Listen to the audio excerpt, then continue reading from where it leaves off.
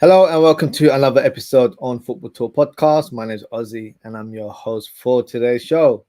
We've only got 3 weeks before the Premier League season begins and clubs are trying to get deals over the line, unless you're Liverpool, where there's been no activity whatsoever. So today we'll be discussing 20 rumours that have been circulating on the net. And the first rumour to begin with, and one club that's been very busy in the market, and the shameless fans have been in high voice, and that is Manchester United. They've been linked with a move for PSG and Uruguayan midfielder Manuel Ugarte. The hard-tackling midfielder only joined PSG last summer, but things haven't gone to plan under Luis Enrique, as Ugarte has found it very difficult to cement a place in the starting lineup. But does that mean Manchester United should be concerned with regards to his recent form?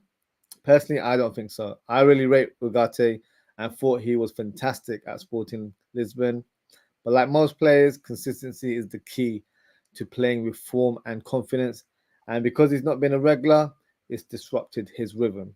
I think he would be a fantastic signing for the Red Devils. I can't even throw any shade because they are rivals. I would love to see a player like Ugarte at Liverpool. So I can't be a hypocrite to suggest that he won't be a good signing. Fabrizio Romano broke the news that Manchester United have agreed personal terms with the player, but that's not the main issue. The blocker is PSG, who are holding out for £60 million as they want to recoup the £54 million release clause that they paid last season. Will this deal happen? I think it will, but it could take some time, maybe a couple of weeks as we get closer to the deadline day. I don't think it'll happen very quickly, but let's see how it goes. Now, this is an interesting rumor, as we could be seeing the return of a former Premier League star, and that's N'Golo Kante. Now, Kante has had a decent Euros for France, and whilst watching him, I did ask myself, could he still cut it in the Premier League, as he's playing at a decent level, even at this stage of his career? Well, it looks like West Ham have agreed and have shown some interest in signing the player. The fee is rumoured to be around £20 million, but according to reports, the Hammers placed the £50 million bid, but unfortunately it got rejected. Now, whether West Ham place another bid remains to be seen, but since then, Barcelona have shown some interest in signing the player.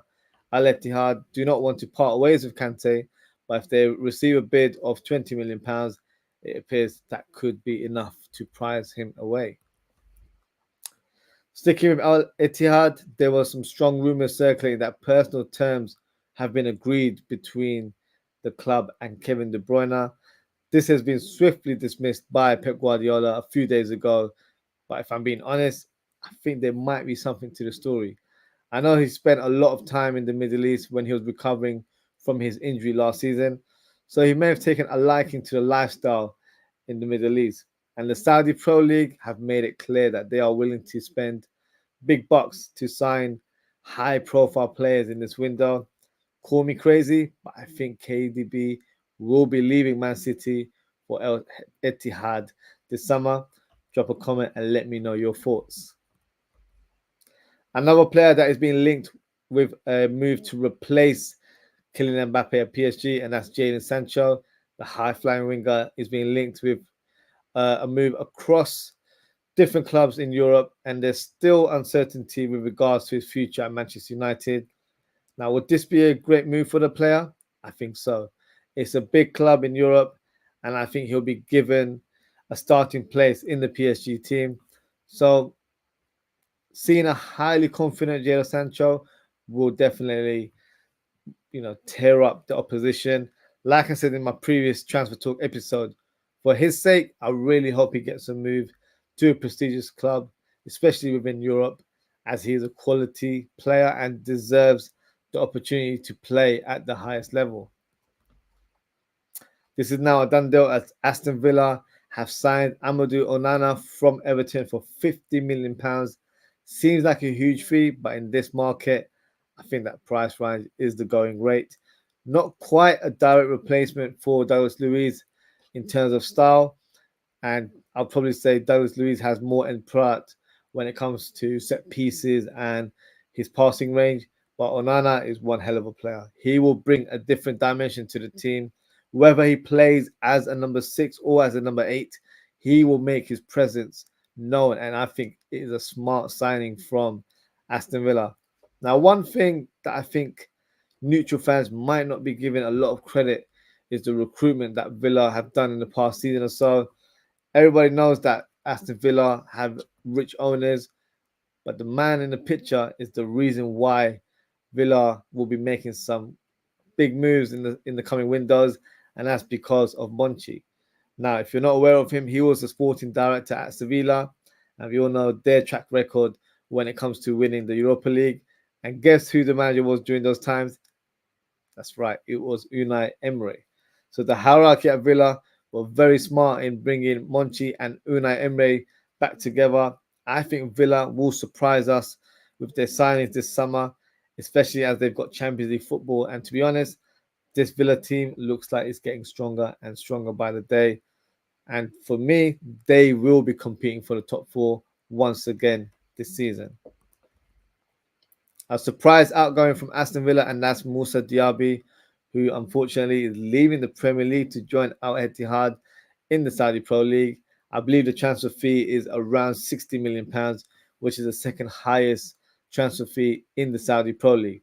I can't lie, the reason I said unfortunate is because I think there's a good player. I think he's a young player, and the future was bright for him to continue his legacy in Europe. But he may have weighed his options and thought he needs to look after himself and his family, and rightly so. Because he's not really been in the mix for the French national team, I thought that might have been a consideration where he thought, you know what, at this stage of my career, maybe let's get the big money. And, international football isn't always at the top of a player's way of thinking. And the cherry on top is that he'll be earning 250k per week. So honestly, I can't blame him. Moussa Diaby, get that money. This player has been linked with a number of clubs, and as it stands, I'm not sure where he'll end up. The current rumour brings West Ham to the fold, as they've shown interest in signing Crescencio Somerville. Now, the left winger is in huge demand, but the question is this a signing that the Hammers need to prioritise? For me, absolutely. They've just sold Benrahma to Lyon, and that opens up a space in the squad. And I think no one has really secured that left wing position in the team. Yes, I know Paqueta played there for most parts of the season, but I think he needs to be moved and played in the number 10 role. Now, imagine this lineup: Bowen up top, Kudus on the right wing, Somerville on the left wing, and Paqueta in the number 10. Now, that would be a crazy attack and a very difficult team to defend against. But is it a realistic signing? I believe the transfer fee that is rumoured is £35 million, which for me is a realistic target for West Ham. The only issue will be the player's desire to play for the club, as there are a lot of interest from bigger teams. So Lopetegui will need to work hard in order to sell the project to the player. Everton have been linked with a move for Danish winger Jesper Lindstrom from Napoli. Now, if you're not familiar with the player, Lindstrom joined Napoli last summer after a great spell with Frankfurt, where he was managed by Crystal Palace manager Oliver Glasner and helped the team win the Europa League in 2022. He was actually linked to his boyhood club Liverpool last summer, but decided to join Napoli instead, as he thought he would get more regular football if he joined the Italian team. Unfortunately, that's not the case, as he only played 22 times for Napoli in Serie A with 0 goals and assists to his name. That's why he's been linked with a move away from the club, as it wasn't a good spell for him. Interestingly, he's possibly joining the blue half of Liverpool, which I would have rejected if I was him. But it looks like the deal is closed. It's a loan move with an option to buy. Lindstrom, in terms of his profile, can play left wing, right wing, and as an attacking midfielder. If I had to compare him to another player, he's like a Danny Olmo, where he's very creative and effective on the pitch and can play in different roles. So he's very versatile. Although I wouldn't play him in a number 8 role, as I don't think his defensive duties are quite up there. So let's see if the deal is concluded and what he brings to the table. Moroccan international Mazraoui is being linked with a move to the Red Devils. Astaghfirullah, brother. Why are you joining that club? But having said that, I have to be honest, he would be a fantastic signing for Manchester United. I really wanted him at Liverpool when he left Ajax for Bayern Munich a couple of years ago, as he was available for a free transfer. And I think he would have been a good backup for Trent Alexander-Arnold. He's an attacking right back, and he does have an end product. Unfortunately, he wasn't able to show his true quality at Bayern Munich last season due to lack of game time. But in 19 games, he managed to attain 3 assists to his name. So I think this would be a smart move from the club. However, we received some breaking news earlier today, and that was West Ham have hijacked the deal and they've actually agreed a fee for the player. And according to reports, it's believed that West Ham have agreed a 13.1 million transfer fee with Bayern Munich for the right back. How embarrassing for big Manchester United, with their fan base showing a lot of chest in the past week or so, saying they're back and that they beat Real Madrid and Liverpool to sign the future generational talent in Lenny Euro. But in fact, both teams pulled out as they wouldn't want to be held ransom with such ridiculous demands. But Manchester United came over and said, okay, we'll accept your demands, and they got the deal done. The pull isn't quite there for Manchester United, as the checkboard did the talking for that Euro deal. But unfortunately for Manchester United, brother Nasir rejected the move, and he will be joining West Ham United very shortly. So hold that, Manchester United. And sticking to Manchester United, this deal also has a domino effect, as there were strong rumours linking a Manchester United player to the Hammers, and that was Aaron Wan-Bissaka. Now, I believe the deal that was being discussed was around that 15 million mark, but unfortunately the talks broke down. But it looks like West Ham couldn't get the deal done, so they went on to sign Manchester United's right back target instead. So not a great day for the red half of Manchester. Speaking of Manchester, the blue half are being linked with a move for Crystal Palace player Eze. Now, I'm not sure about this rumour, as it's not an area that needs strengthening in my opinion. However, the uncertainty of Kevin De Bruyne's future at the club, Eze would certainly come in and add quality to the squad, and I think he would fit in very well playing for Pep Guardiola. So let's see how it goes, but at this moment in time, I think it's a non-mover. Speaking of City, it looks like one player could be departing for the Middle East, and that's Ederson. Al Ittihad have been in high pursuit of signing a top goalkeeper from a European team. They were strongly linked with a move for Liverpool's Alisson Becker, which was rebuffed. So they went for the second best keeper from Brazil and the Premier League, and that is Ederson. Manchester City would demand a transfer fee of around £50 million, which makes sense for a Saudi team to invest in, as that's quite a big fee for a goalkeeper and would limit his chances to remain in Europe. And apparently, one of the reasons why Ederson wants to leave Manchester City is because he felt undervalued last season. The number 2 goalkeeper, Ortega, made a heroic save, as you might remember, against Tottenham, which helped City claim the Premier League title once again. And that huge praise from Pep and the media didn't sit well with the Brazilian goalkeeper. There was interest from Saudi last summer as well, but Ederson decided to stay and was in fact ready to sign an extension. This isn't the case anymore for him, and it looks like he is destined to join Al Ittihad very soon. Monchi looks like he's about to bring another big name to Villa Park, as Aston Villa are being linked with a move for Joao Felix. This would be an interesting move. The left wing position is certainly an area that needs strengthening, as no one has made it their own. Again, played there and he was utilised there quite a bit, but he's a centre midfielder by trade. Zaniolo made a few appearances there as well, but he's moved on to sign for Atalanta. Diaby has also left the club, but he was a right winger by trade. So Villa will have some work to do and will need to sign more than one winger. Joao Felix is an interesting name. He made a small loan move to Chelsea not so long ago, and I actually think he did quite well in his time. But Chelsea and Atletico were unable to agree on a deal as the demands were sky high. His move to Barcelona hasn't quite hit the heights, and due to their financial situation, they will want to cash in on the player in order to reinvest in future signings. So for me, the move makes sense, but at what cost? The transfer fee isn't clear at this stage, but he won't be cheap, that's for sure. So this transfer is one to keep an eye on in the coming weeks. Now, sticking with Aston Villa, it looks like one player who will be departing very soon, as West Ham have agreed a deal for John Duran. Now, I don't really see the hype around this player, if I'm being honest, but West Ham definitely needed to bolster their squad with a striker, and they've addressed it very quickly.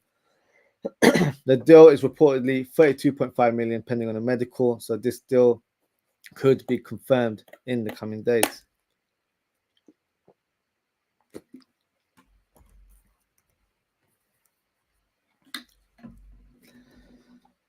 One of the star performers of the Euros, and that's PSG and Netherlands midfielder Xavi Simons. A bit of confusion in terms of his club situation, as he's technically a PSG player, but has been loaned out to numerous clubs over the years, and his recent team was Red Bull Leipzig.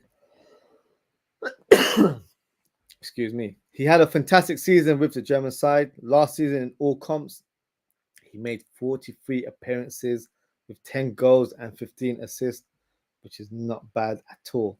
I'll rate the player. I think he's fantastic. But the link to Manchester United is an interesting one, to say the least, as a lot of fans are confused and are asking, where would he play? I think there's a chance that he would play on the right wing, as Antony has been a complete flop, and Diallo maybe isn't quite ready to play week in, week out. They also have Jadon Sancho, who should be a starter for me, but due to his relationship with Ten Hag, he could be departing this summer. So that opens the door for a right winger to join this summer. A big plus point for Xavi Simons would be reuniting with his former PSV coach, and that is Ruud van Nistelrooy, who recently joined the coaching team at Manchester United. The transfer will not be an easy one to conclude, but according to reports, United are already in discussions with PSG with regards to signing Ugarte, so they might bring up the conversation of possibly signing Xavi Simons and see if that is a realistic target or not. Now, we all know that Arsenal are looking for a gunman, and to be honest, there aren't many available.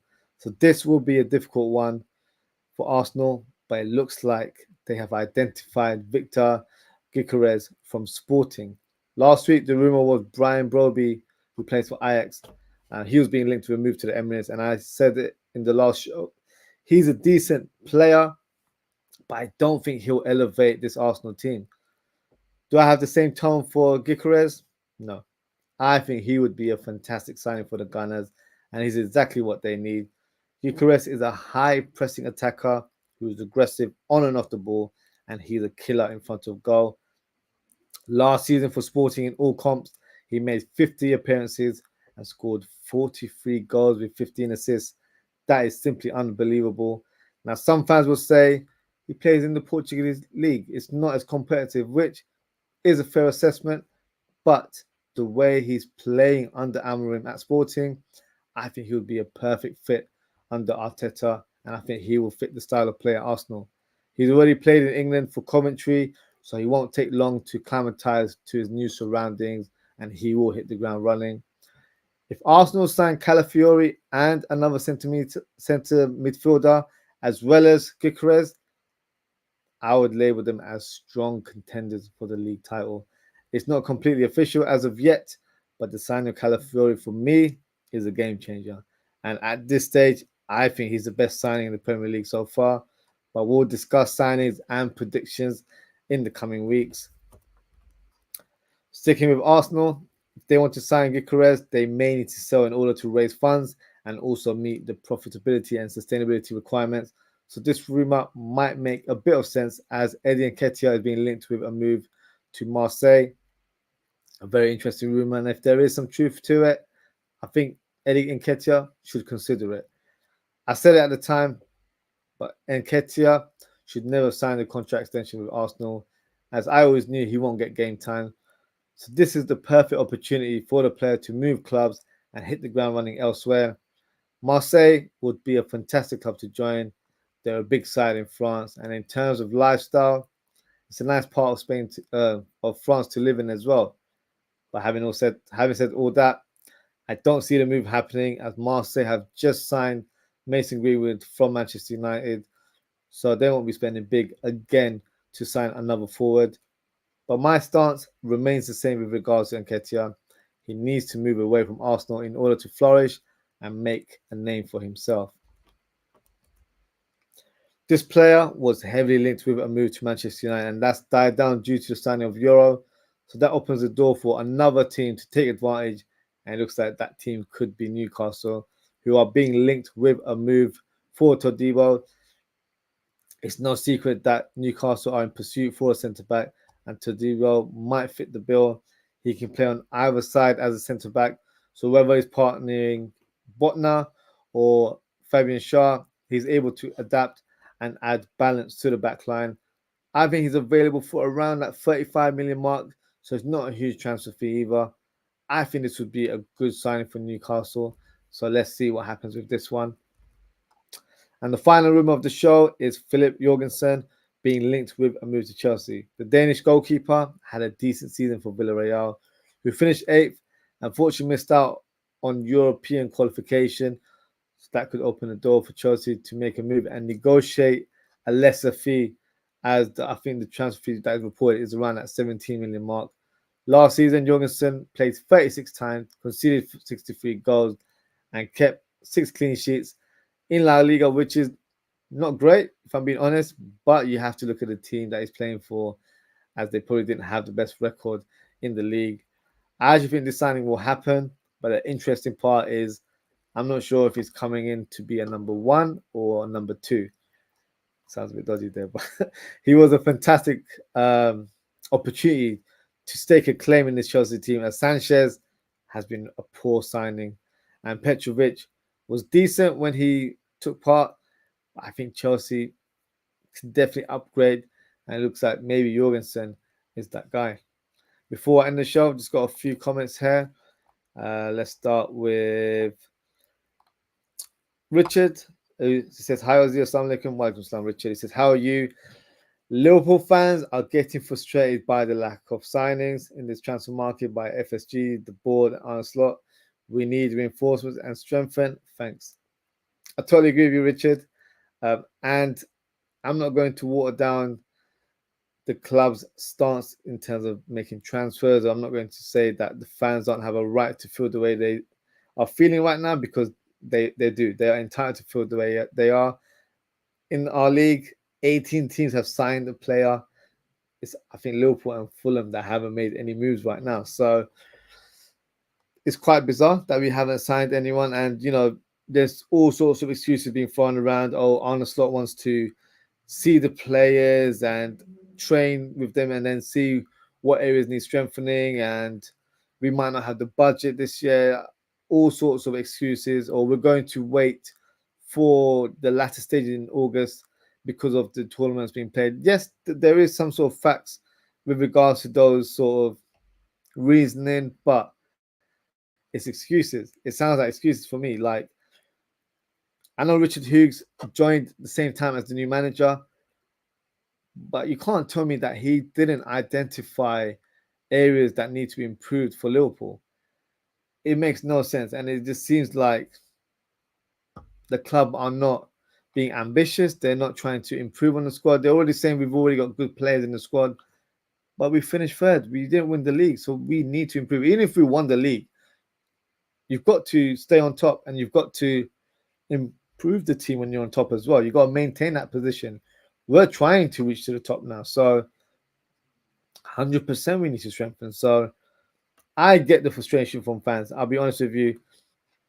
I haven't probably been as vocal because maybe there's a part of me that's like, we'll sign someone hopefully. So I'm just being a bit more mellow-headed and just trying to see how it goes. But if a fan is telling me how annoyed they are, I understand it, and they have every right to feel that way. We should also say we need a centre-back, DM, and right winger this summer to challenge for trophies. FSG have no ambition. We'll stop be a yes man for board and FSG. What is going on with LFC? Start off for us 17th of August. Yeah, we've got midday kickoff at Ipswich. So those areas you mentioned, 100%. Those are the areas we need. I'm so surprised that we haven't gone for Calafiori. For me, he fits the bill to the T. And I'm not just saying that because he's a player that I like and I've mentioned it in the past. It's just annoying that a rival is signing him because he's a player that they probably don't need, but I think they're actually going to utilize him as a left back rather than a centre back, which is what we've seen him play for Italy and for Bologna. And that's the position that I wanted him to play for Liverpool, where if you had a left back that can also play centre back, he can invert and then you can have a back three and then Trent can have a bit more of a free role. Tactically, it would have made so much sense. I don't really want us to send an out-and-out left back.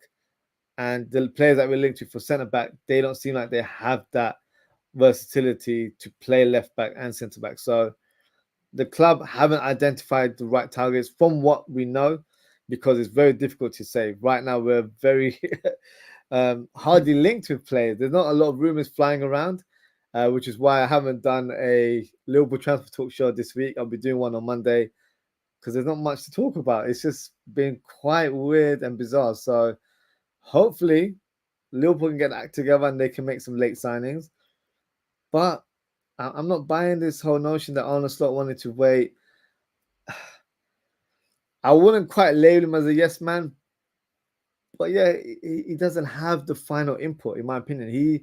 He will be part of the discussions in regards to identifying transfer targets, but ultimately he will be overpowered by the committee. So if he's just a member of a committee, just because he's the manager, he doesn't get superior votes, if that makes sense. So if there's 10 people in the room and 6 players have voted for for a particular player, and Arne Slot is amongst 4 people that want a different player, they won't get the player. The people that voted the most will get that player. So unfortunately, that's how I feel like it is at Liverpool.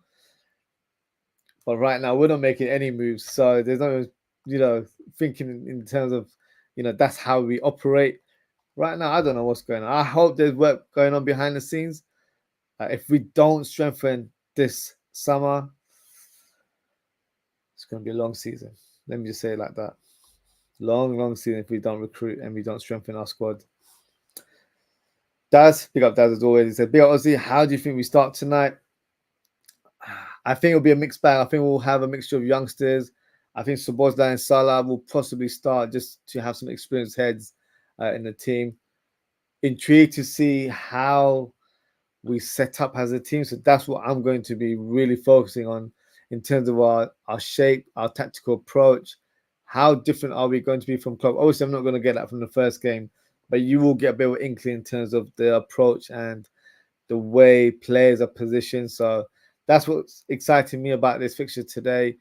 And it'll be good to see some of the youngsters, good to see some of the loanees that have returned. So the likes of Carvalho, Morton, Vandenberg is around as well still. So he wants to leave, but if he shows a good of account of himself, maybe he's persuaded to stay. But I wouldn't hope he stays because we're not signing someone else. That irritate me even further. So looking forward to it. I will be doing a watch along.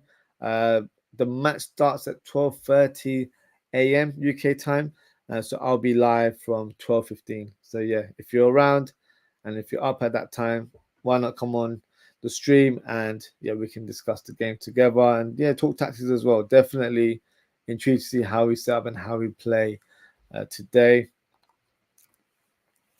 Richard says Liverpool versus Real Betis, Liverpool versus Arsenal, and Liverpool versus Sevilla. Prediction, lineup, and who are we getting? So in terms of the predictions for those games, I don't take too much of the result in account when it comes to preseason. For me, it's more about fitness and making sure the players are playing at a good tempo. I think that's the key. Obviously, you'd hope to get some wins here. Arsenal, yeah, fellow Premier League team, so you want to get one over them. Sevilla, they've got a good history as well. So I think in terms of lineups, like I mentioned, it'll be a mixed bag of young and experienced players. In terms of who we're getting, in terms of transfers, your thinking is good as mine, Richard. I have no idea. I can give you names, but I haven't got any inkling from rumours or anything like that. So you mentioned it before in terms of the areas we strengthen. I've voiced the same. And I think a lot of us fans and content creators do as well. Those are the areas that need to be strengthened. Whether Liverpool do it remains to be seen. But I personally don't have high hopes for the season. I'm not, just trying to be a downer right now. We have to be realistic. New manager, new philosophy, everything's brand new right now. So for me, if we get top 4 this season, I think that'll be a good season. I don't, we're big Liverpool. We shouldn't really be talking like that. But you've got to be realist as well. I don't expect us to be challenging for the title. Well, not based on the activity going on, because we haven't signed anyone to really provide that sort of fear factor amongst us rivals. Because right now, we're a bit of a laughing stock. Let's be honest. United fans are laughing. They've got chest. All of a sudden, Arsenal are getting confident because they're on the verge of signing Calafiori. They could be signing Marino, the Real Sociedad midfielder. And they're willing to Gyokeres. So if they were to sign him, long season for us, because that would be the closest team. And if they get those 3 players, I might even tip them for a league, if I'm being honest, because I think with City, they are obviously champions, but they haven't improved themselves as well. The big hindrance will be Kevin De Bruyne. Does he stay or does he leave? I think he'll end up leaving. So yeah, let's see how it goes. But in terms of these games coming up, I'll definitely be doing a watch along tonight, Richard. So if you're around, make sure to tune in. In terms of the Arsenal Sevilla games, I might not be around for that as I'm away on holiday. So if I manage to catch those games, I'll probably do an impromptu match review on YouTube through my phone. So let's see what I can do. But yeah, we'll do the first watch along today, and then yeah, hopefully we're in good mood and good understanding of what this coach is capable of. Curtis Jones has come out and said, he's been very impressed with him. So let's see how it goes. Long season ahead, but yes, it's making it feel slightly negative because we haven't been active in the transfer market. So let's see how it goes. If Ahmed says, Assalamu alaikum wa alaikum to Ifra, she says, Ozzy, how are you? I'm good, thank you. Thank you for tuning in. Just started watching. Thank you for watching the show. Thank you for your support as always. Richard says, where are Liverpool going to finish in EPO and what trophies will we win upcoming season? So as I mentioned, Richard, top 4 would be a good season for me. If I was to make a prediction, I'll be honest, it's very hard to say. And I'm only saying that because Villa are strengthening right now and they look strong. And they're a team that I don't feel like will just fade away after one good season. I think they're here to stay. So they will be challenging for top 4. United, I know they're rivals. As much as we hate them, they made some good additions to the team. Yes, they overpaid for Euro and they've given them a blank checkbook and they've got the player. But at the end of the day, he's a United player now. And yes, he might be a future Real Madrid player, but this isn't playing for United. And I feel like he'll be a good signing. I don't think he'll be playing week in, week out. And if they do, I feel like they're going to burn him out. He's not quite there. I feel like he needs to be rotated. He needs to play alongside an experienced defender. But he's an interesting signing. A signing I would have loved Liverpool to have signed. But, we don't move like that, unfortunately.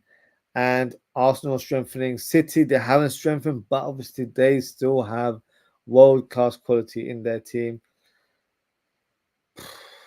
I would probably say currently right now, we'd probably finish 5th. And that sounds really bad to say out loud, but I think all those teams are above us right now, ahead of us. I don't know. That's just how I'm feeling right now because I feel like teams are strengthening. We haven't improved, so remains to be seen. Richard asks who's coming in and leaving Liverpool this summer. In terms of coming in, I have no idea. I'll be honest with you because we haven't really heard much in terms of the rumor mill, and the club have been very tight-lipped in terms of talking about transfer activity. In terms of players departing, I would have said Simicast, but if he has a good preseason, there's no reason why he doesn't stay. To be honest with you, Carvalho and the likes of Morton, they'll need to impress in this window, preseason, in order to stay in this window. And you've got the likes of Vandenberg, that's another one, but I think he will most likely leave. He's just thrown his dummy out the pram, and he's not happy to be here. So I don't think we'll keep him anytime soon. It's probably just finding the right move for him in terms of gathering as much money as possible. Carvalho, Morton, as I mentioned, Sepp Vandenberg, those are the three that I'll probably say will most likely leave. Nathaniel Phillips as well. I think he'll be on the verge of leaving. He should further his career. Kelleher's 50-50. I think my inkling saying he will stay this season and then possibly move next season. I think he want to give Onslaught a chance and see what happens under the new coach and all that sort of stuff. So yeah, I would say at the minute it's more of the young players, fringe players that would be going out on loan or being sold, coming in. I don't know. I would love to say we're signing a left back or we're signing a centre back that can play left back, a DM, and a forward. At this stage, I can't say with any chest or any positivity whatsoever right now because it doesn't look like it. So let's see how it goes. Daz, are you joining FPL? If yes, I will send you the pin. Yes, Daz, I will be joining FPL. I'll be creating my own league very soon. I've not had the time to do it, but I'll be doing it this week. So yeah, feel free to send me the pin. Unfortunately, I'm not on X at the minute.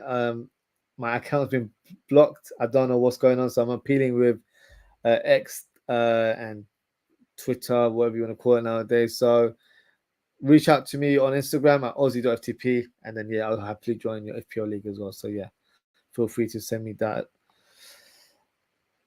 Haven't we got United as well? We do, yes. We have Betis, then we have Arsenal, and then I believe we have Manchester United, then Sevilla. So yeah, we've got two of the Premier League sides in America. This is all happening in America, and I mean Sevilla would be back in Europe. So yeah, lots of games come out, and they're against good opposition as well, which will be a good test for us, and it'll be a good way to really be fit and ready for the new season. So I'm pleased that we're playing a bit more high-profile positions. It's sometimes good to play against, the Prestons and all that stuff, but these are the teams you really want to test yourself against. So yeah, I'm looking forward to pre-season.